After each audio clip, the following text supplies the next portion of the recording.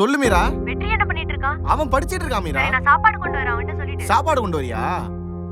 சரி, நான் வீட்டு லொகேஷன் அனுப்பிச்சு விடுறேன். நீ பார்த்து பத்திரமா வந்து சேரு. டேய், யார்கிட்ட பேசிட்டு இருக்க? மீராட்ட தான்டா.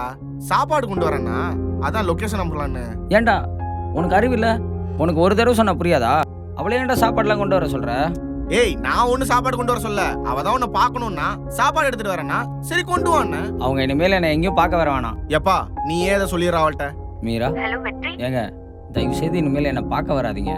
நீங்க நினைக்கிற மாதிரியான ஆள் நான் இல்லைங்க. எனக்கு படிக்கணுங்க. நான் ஐஏஎஸ் ஆகணுங்க. நான் அதில் மட்டும்தாங்க ஃபோக்கஸ் பண்ணுறேன். ஐயோ, என்னை சுற்றி ஆல்ரெடி இங்கே நிறைய பிரச்சனை போயிட்டு இருக்குங்க. இதில் நீங்கள் வேற எனக்கு அடிக்கடி எனக்கு சாப்பாடு கொண்டு வரேன், என்னை பார்க்க வரேன், ஃப்ரெண்ட்ஷிப்பு, லவ் அப்படின்லாம் சொல்லிட்டு இருக்கீங்க. தயவு செய்து நான் ஒன்று சொல்கிறேங்க, உங்களுக்கான ஆள் நான் கிடையாது. உங்களுக்குன்னு ஒரு லைஃப் இருக்குது, நீங்கள் அதை பாருங்கள். இது பாருங்கள், இனிமேல் எனக்கும் சரி ஷாமுக்கும் சரி பார்க்க வரேன், சாப்பாடு கொண்டு வரேன், பேச வரேன்லாம் எதுவும் பண்ணாதீங்க. நான் பேசுகிறது ஏதாவது உங்களுக்கு ஹர்ட் ஆயிருச்சுன்னா தயவு செய்து என்னை மன்னிச்சிருங்க. பாய். வெற்றி ஒரு நிமிஷம். ஏய், இந்தா. டேய் லூசாடா நீ. இப்ப எதுக்கு அவளை பார்க்க வரானா? மீரா உன்னை லவ் பண்றாடா. அந்த பொண்ணு என்ன லவ் பண்ணுறான்னு எனக்கு நல்லா தெரியும்டா. ஆனால் நான் இப்போ ஒன்று பண்ண பாரு, அதான் சரி, அதான் அவளுக்கும் நல்லது.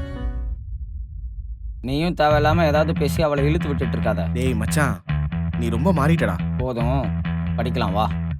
மாறிட்டான். நம்மளே மிஸ்டர் மெக்கானிக்.